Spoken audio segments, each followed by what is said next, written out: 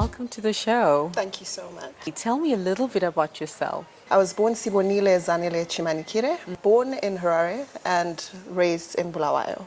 I spent a bit of my childhood in Botswana for about 7 years. I've been in Johannesburg for about 8 years now. That tells me quite a bit about you, Bonnie, that you are quite a Nomadic. Nomadic. I always try my best to fit in traveling in my schedule. What kind of business are you into? I founded a women's event called the High Tea, which is an empowerment event for women because I realized that women don't have a particular event that caters for them that combines both business and pleasure and fashion. Is it something that you always wanted to do? Or It's you kind of something stumbled that into it? I always wanted to do and that I knew deep inside I wanted to do, but I was held back by fear. Fear of the unknown, fear of what if things don't work out. And last year in May, I was forced into entrepreneurship because the company that I'd been working for a very long time shut down. So I found myself unemployed, no package, no rent for the next month. So I had no choice. I went ahead and I did it. But you still had to have a vision. I had a laptop and I started to devise ways of which I would make money. And one running thing already was the High Tea. The High Tea runs quarterly. We only started breaking even last year. So it wasn't particularly a cash cow. So that made me just go deeper in my thinking and I started selling African jewelry online.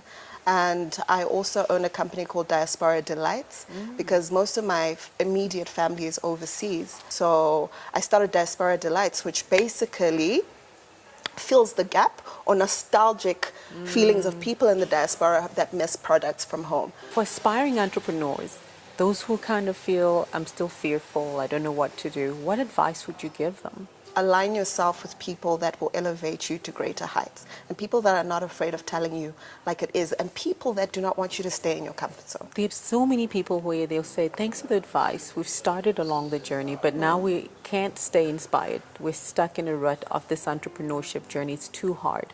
What advice would you give them? First of all, Rome wasn't built in a day. In as much as I'm an entrepreneur now, at face value, I might seem like I'm successful, but in reality, I'm not yet where I'm supposed to be. So I constantly have to plan. It's not easy.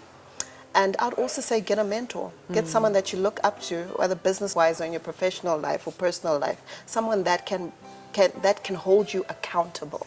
Wow. Things like Instagram, they're great tools. Another thing that I'd like to add is keeping abreast of trends. Yeah. You know, there are so many apps out there that can help you. So as an entrepreneur, be prepared to burn the midnight oil. Do your research. Be tech savvy. Just stay ahead.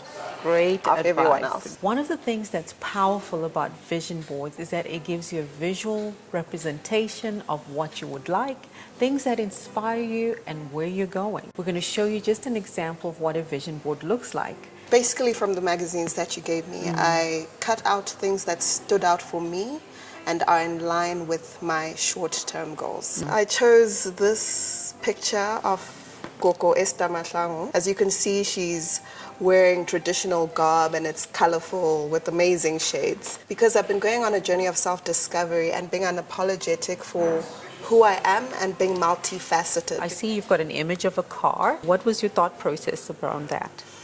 Well, I've been driving the same car for over 6 years and it's small. For the things that I want to do, personal and business, I feel I need a bigger car, bigger space. Which one do you feel that was very personal for you, finding that image or those words?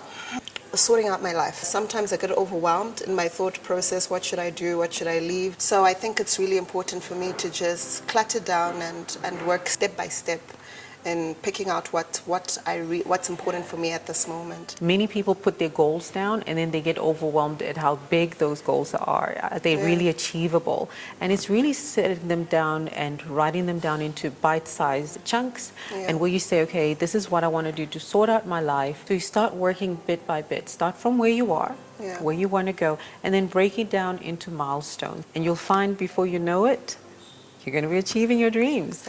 Now that's it. Hope to see you next time as you learn and continue to do it yourself. Right now, you're beautiful.